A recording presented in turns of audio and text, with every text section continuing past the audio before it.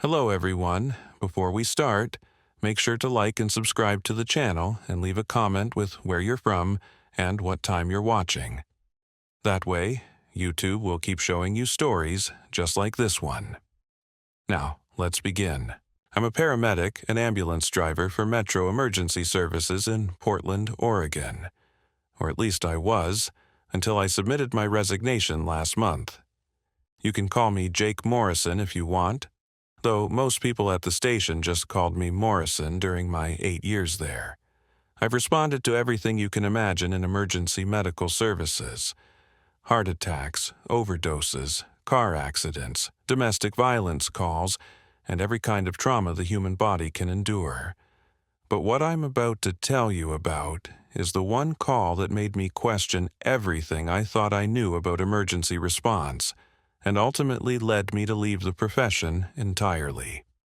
Metro Emergency Services operates out of 6 stations, covering downtown Portland and the surrounding metropolitan area.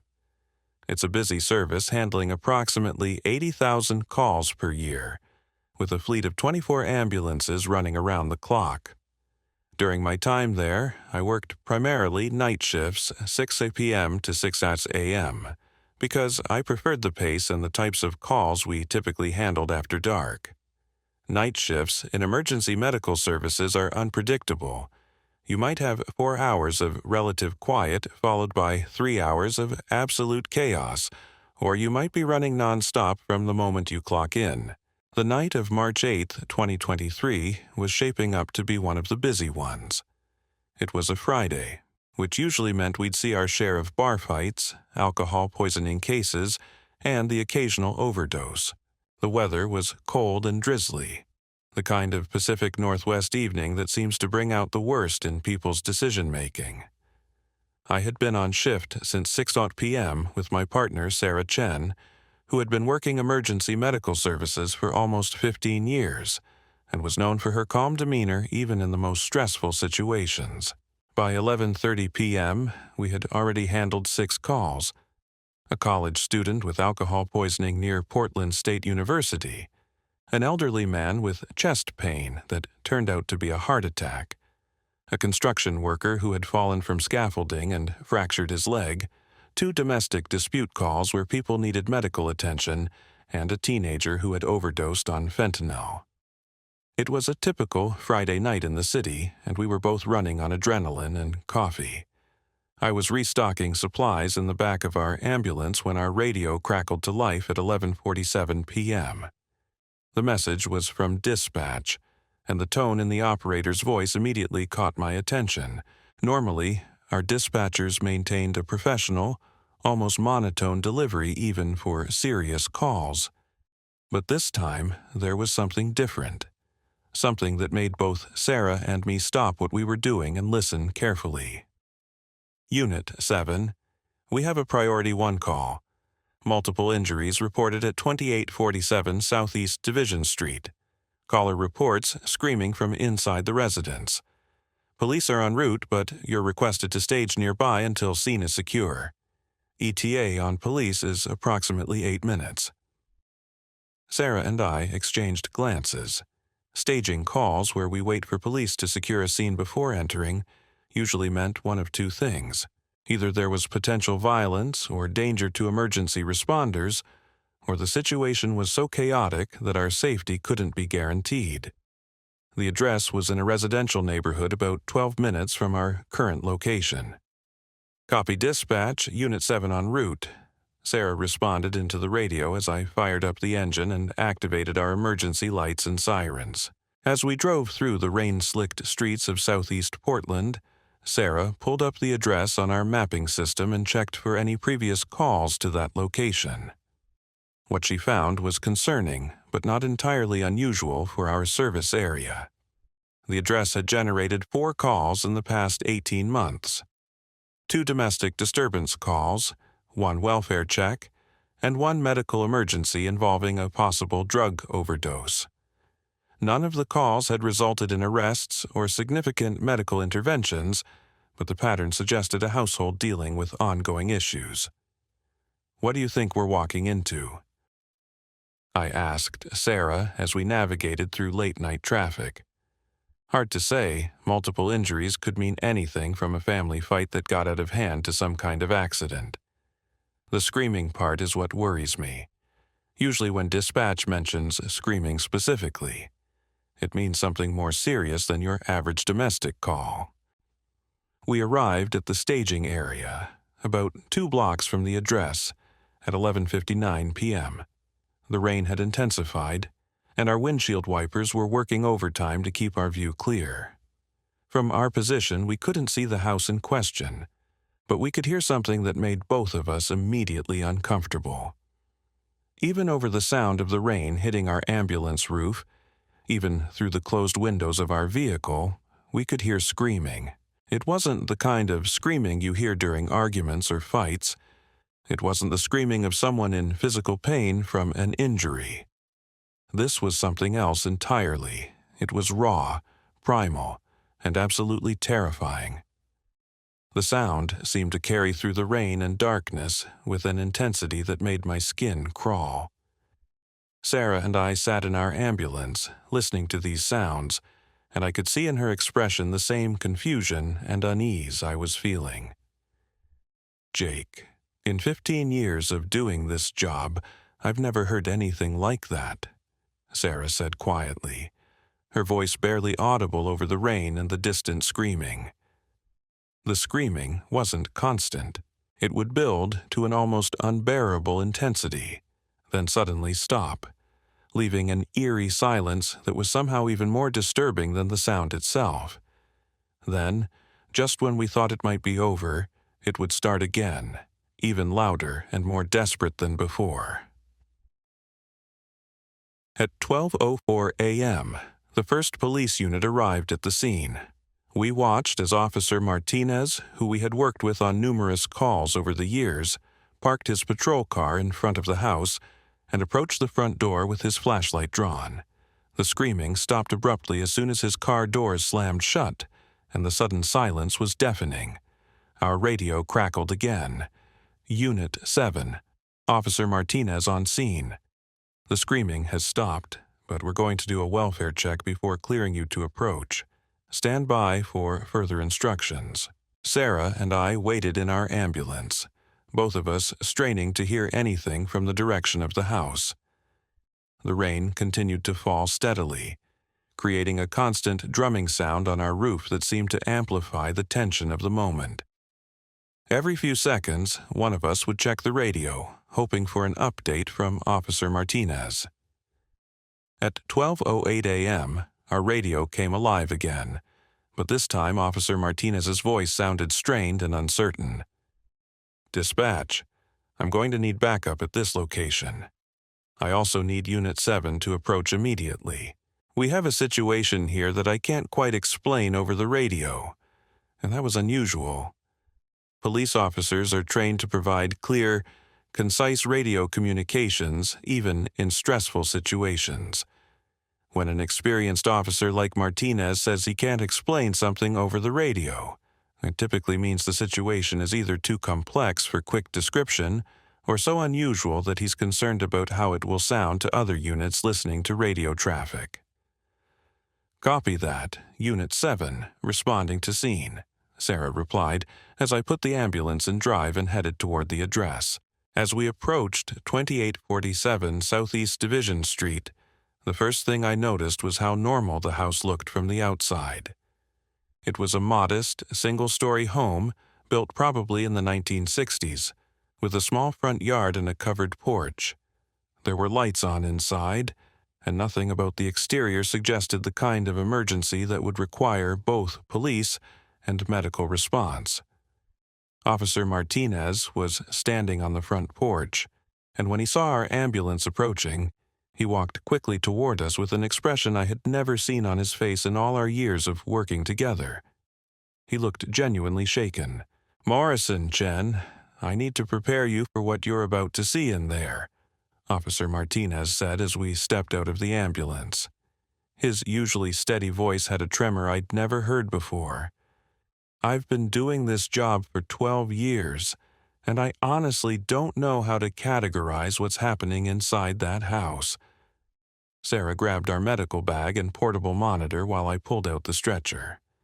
The rain was coming down harder now, and we had to raise our voices to be heard over the downpour.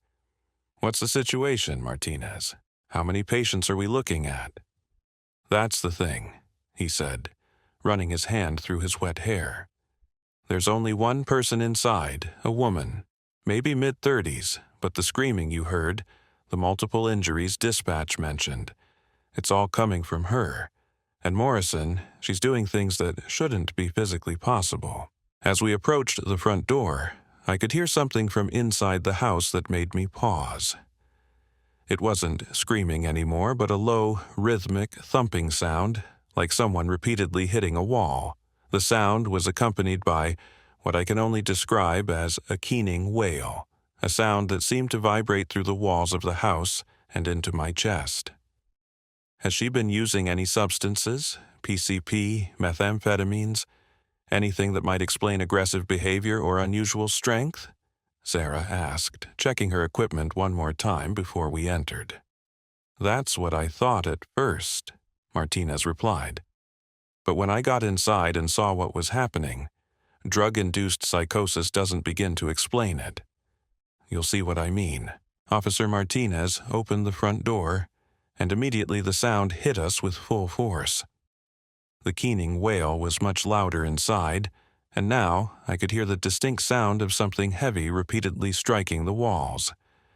As we moved through the small living room, I noticed that the furniture had been pushed against the walls, and there were dark stains on the carpet that looked like blood.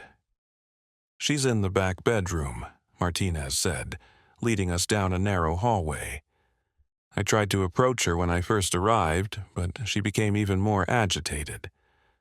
"I've called for additional backup, but I wanted medical on scene first in case she's having some kind of medical emergency."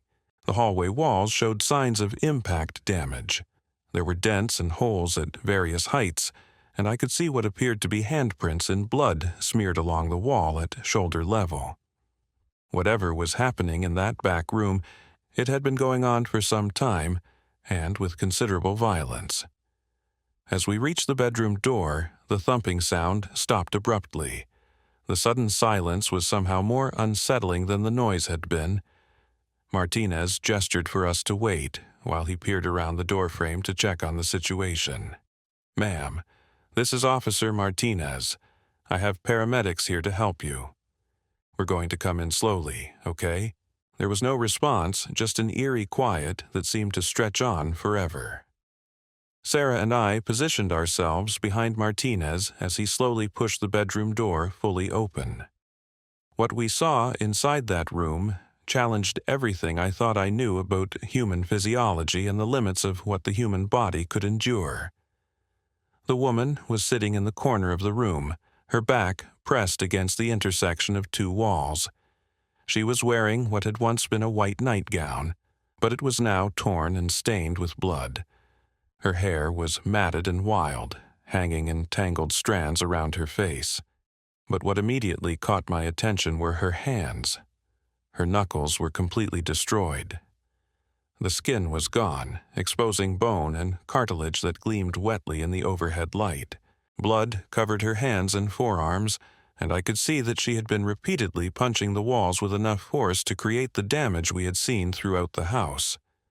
No one should have been able to continue that kind of self-destructive behavior for the length of time necessary to cause such extensive damage to both herself and the room. "Ma'am, my name is Jake, and this is Sarah. We're paramedics, and we're here to help you," I said softly, trying to keep my voice calm and non-threatening. "Can you tell us your name?" She raised her head to look at us, and I felt Sarah take an involuntary step backward beside me. The woman's eyes were completely bloodshot, not just red-rimmed from crying or exhaustion, but filled entirely with blood. It looked like every blood vessel in both eyes had burst simultaneously. When she opened her mouth to speak, I could see that her tongue and gums were also bleeding. "They won't stop," she whispered, her voice barely audible and strangely distorted. They won't stop talking to me. They won't let me sleep. They won't let me think. Sarah immediately began assessing the woman's condition from a distance, noting her vital signs and obvious injuries. "Ma'am, who won't stop talking to you? Is there someone else in the house?" The woman's head snapped towards Sarah with an unnatural quickness that made me think of a bird of prey spotting movement. "You can't hear them? They're so loud. They've been talking for 3 days straight. 3 days without stopping. They want me to do things. Terrible things." I exchanged glances with Officer Martinez. Auditory hallucinations combined with self-harm and apparent sleep deprivation could indicate several medical conditions, from drug-induced psychosis to severe mental health episodes. But the physical evidence of her endurance and the extent of her injuries suggested something more complex. "What kind of things do the voices tell you to do?" I asked, slowly moving closer while keeping my hands visible and my posture non-threatening. She looked directly at me, and for a moment her expression became almost lucid. "They tell me to hurt myself so I can't hear them anymore. They tell me to hurt other people so they'll understand what it's like. They tell me that if I stop moving, if I stop fighting, they'll get inside my head permanently, and I'll never be me again." That explained the constant movement and self-harm. If she believed that staying still would somehow make her condition worse, she might have been literally fighting sleep and rest for days. The human body can endure incredible stress when driven by fear and adrenaline. But there are limits to what anyone can survive. Sarah was already preparing sedatives and pain medication. "Ma'am, we're going to give you something to help you rest and stop the pain. The voices you're hearing aren't real, and we can help make them stop." "No." The woman's voice became a shriek that seemed to fill the entire room. "You don't understand. If I sleep, they win. If I stop fighting, they take over completely." She began hitting the walls again, but this time with even more violence than before. The sound of her destroyed hands striking the plaster was sickening, and I could see fresh blood spattering with each impact. Sarah and I moved quickly to restrain her before she could cause additional damage to herself. As soon as we made physical contact, the woman's behavior changed dramatically. Instead of struggling against our restraint, she became completely rigid, her entire body tensing like she had been struck by lightning. Her eyes rolled back, showing only white, and she began to convulse with a violence I had never witnessed in a seizure patient. The convulsions weren't like any seizure I had encountered in my 8 years as a paramedic. Her body was rigid and trembling simultaneously, as if every muscle was contracting at maximum intensity while also experiencing violent spasms. The sound coming from her throat wasn't the typical labored breathing or gurgling you hear during seizures. It was a continuous, high-pitched whine that seemed to vibrate at a frequency that made my teeth ache. "Sarah, get the stretcher ready. We need to get her to the hospital immediately," I said, trying to maintain my grip on the woman's arm while she convulsed. But something strange was happening to my hands where they made contact with her skin. It felt like a mild electrical current was running between us, creating a tingling sensation that grew more intense the longer I held on. "Jake, look at her temperature," Sarah said, checking our portable monitor. "It's reading 107.3 degrees. That's not possible. At that temperature, she should be in organ failure." I looked at the monitor display, certain it had to be malfunctioning. A core body temperature of 107 degrees Fahrenheit is typically fatal. The human brain begins to shut down around 106 degrees, and organ systems start failing rapidly. Yet this woman was not only conscious but had been engaging in violent physical activity for what appeared to be hours or even days. Check the thermometer. "Try a different reading," I instructed, though even as I said it, I could feel the intense heat radiating from her body through my gloves. It was like holding on to someone who had been standing in front of a furnace for hours. Officer Martinez was backing toward the bedroom door, his hand resting on his radio. "I'm going to call for additional medical support. This is beyond anything I've seen before, and I think we need more resources here." As Sarah attempted to get another temperature reading, the woman's convulsions suddenly stopped. Her body went completely limp, and for a terrifying moment I thought we had lost her.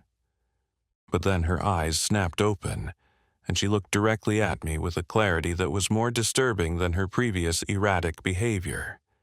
"You feel it, don't you?" she whispered, her voice now completely normal, as if she had just woken up from a peaceful sleep. "The electricity, the connection. They're trying to get into you now, too." I jerked my hands away from her instinctively, but the tingling sensation didn't stop. If anything, it seemed to intensify, spreading up my arms and into my chest.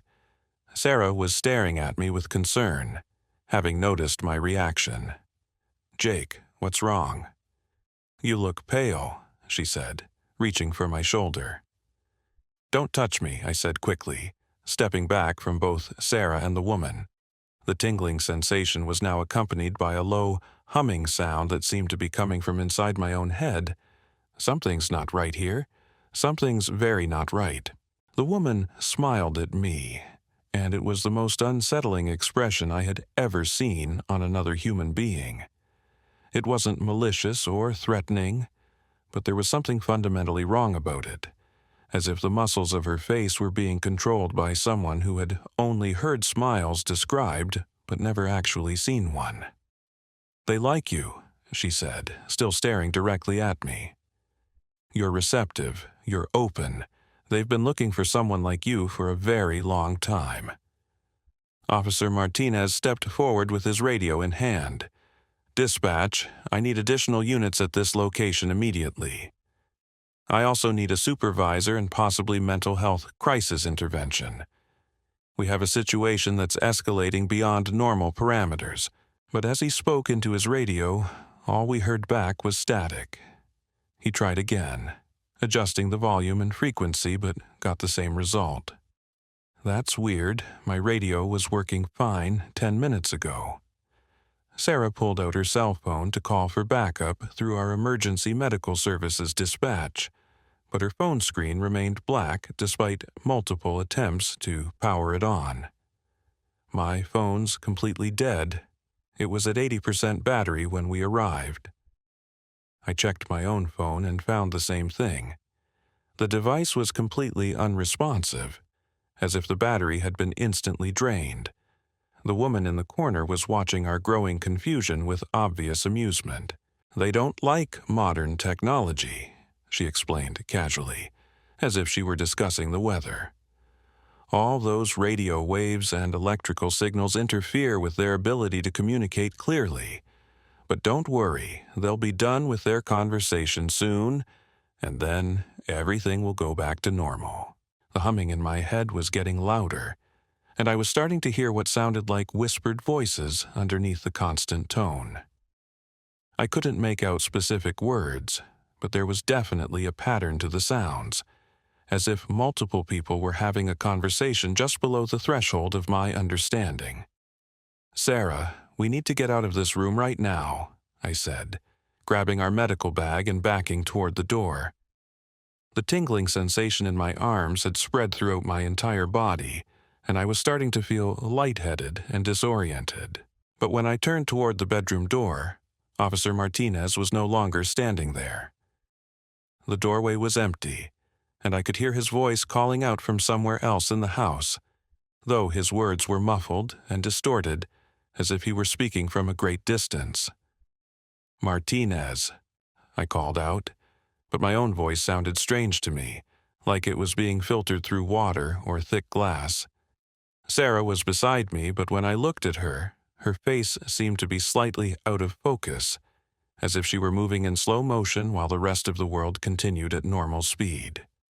"Jake, something's happening to us," Sarah said, and I could hear the fear in her voice even though her words seemed to be coming from very far away. "I feel like I'm losing consciousness, but I'm still awake. This isn't natural." The woman in the corner had stopped smiling and was now staring at us with intense concentration. Her lips were moving, but no sound was coming out, as if she were engaged in a silent conversation with someone we couldn't see. The temperature in the room seemed to be rising rapidly, and I could feel sweat beginning to pour down my face and back. "They're deciding," the woman said suddenly, her voice cutting through the strange auditory distortions that had been affecting our communication. "They're trying to determine which one of you would be the better host. The decision is important because they can only make the transfer once." I grabbed Sarah's arm and pulled her toward the door, but the simple act of walking felt like moving through thick syrup. Every step required enormous effort, and the hallway beyond the bedroom seemed to be stretching longer with each step we took. The distance to the front door, which had been maybe 20 feet when we entered the house, now appeared to be several hundred yards. "This is impossible," Sarah gasped, struggling to keep up with my pace despite the fact that we were both moving incredibly slowly.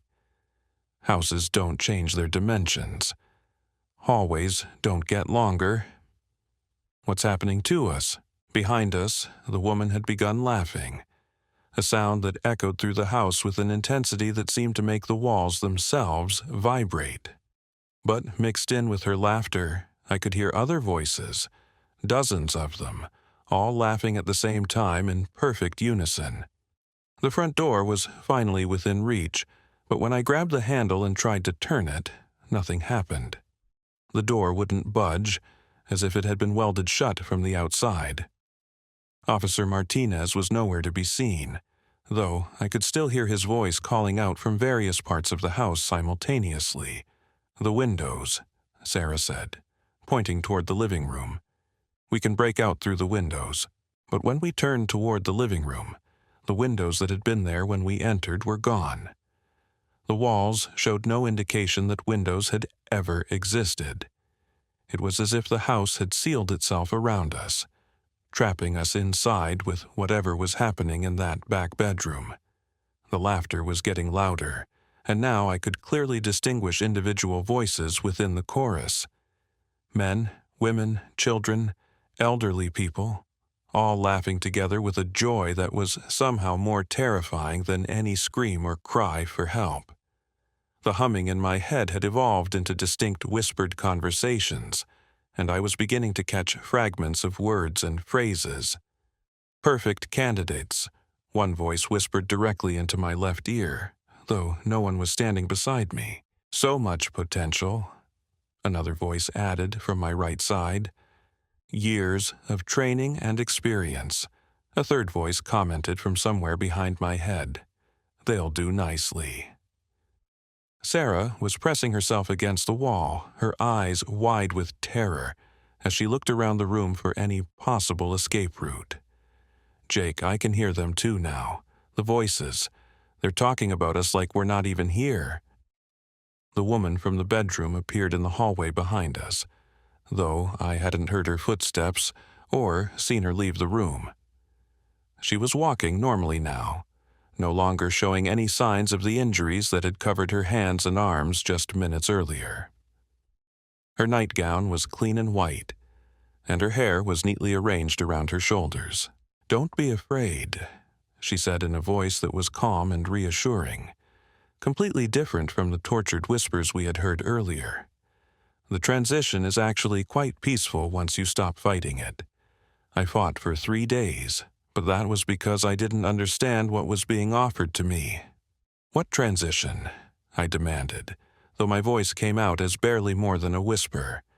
The strength was leaving my body rapidly, and I had to lean against the wall to remain standing. "What's happening to us? They need new vessels," she explained, approaching us slowly with her hands held out in a gesture of peace. "Bodies that can handle the physical demands of their work. Bodies with medical training and emergency response experience. Bodies that people will trust and allow into their homes during moments of crisis." The implications of what she was saying hit me like a physical blow. "You're not human anymore." "Oh, I'm still human," she replied with that same unsettling smile. "I'm just not alone in here anymore, and neither will you be. You'll have constant companionship, constant guidance, constant purpose. You'll never be lonely or uncertain again." Sarah collapsed to the floor beside me, her body no longer able to support her weight. The voices in my head were now speaking in full sentences, offering explanations and reassurances about what was about to happen to us. They promised that we would retain our memories and personalities, that we would simply be sharing our bodies with beings who had been waiting a very long time for the opportunity to experience physical existence again. The last thing I remembered clearly was the woman kneeling down beside us and placing her hands on our foreheads. Her touch was surprisingly gentle, and for a brief moment the fear and confusion I had been experiencing were replaced by a sense of profound peace and acceptance. Then everything went black, and when I woke up 6 hours later, I was no longer alone in my own mind. The next 3 weeks of my life were the most terrifying period I had ever experienced.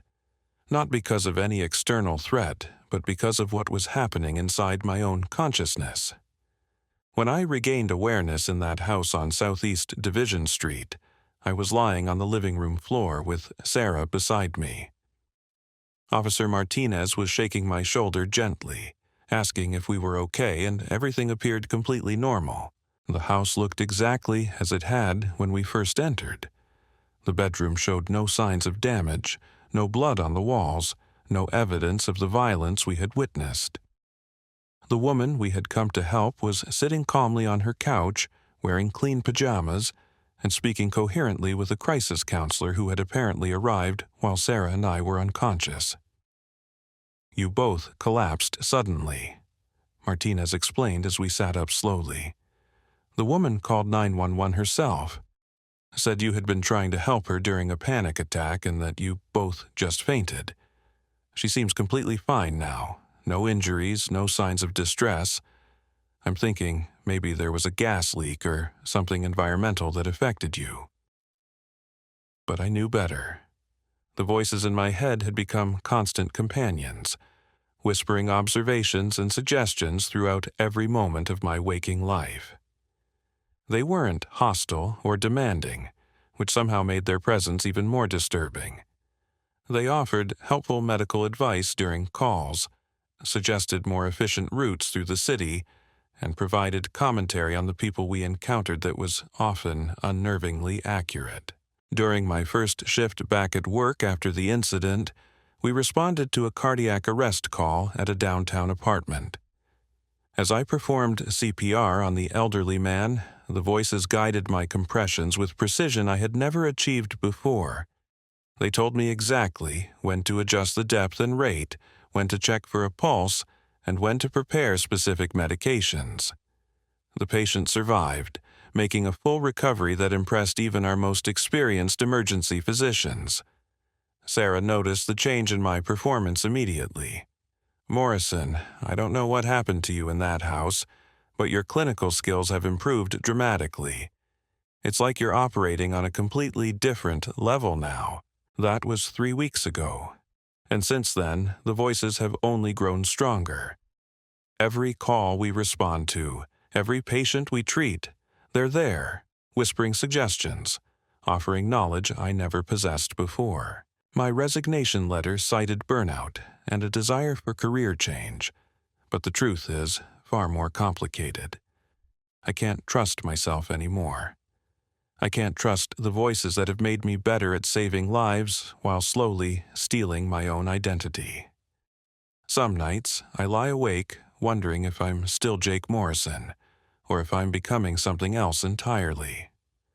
The screams from that house on Southeast Division Street may have stopped, but the whispers in my mind never will.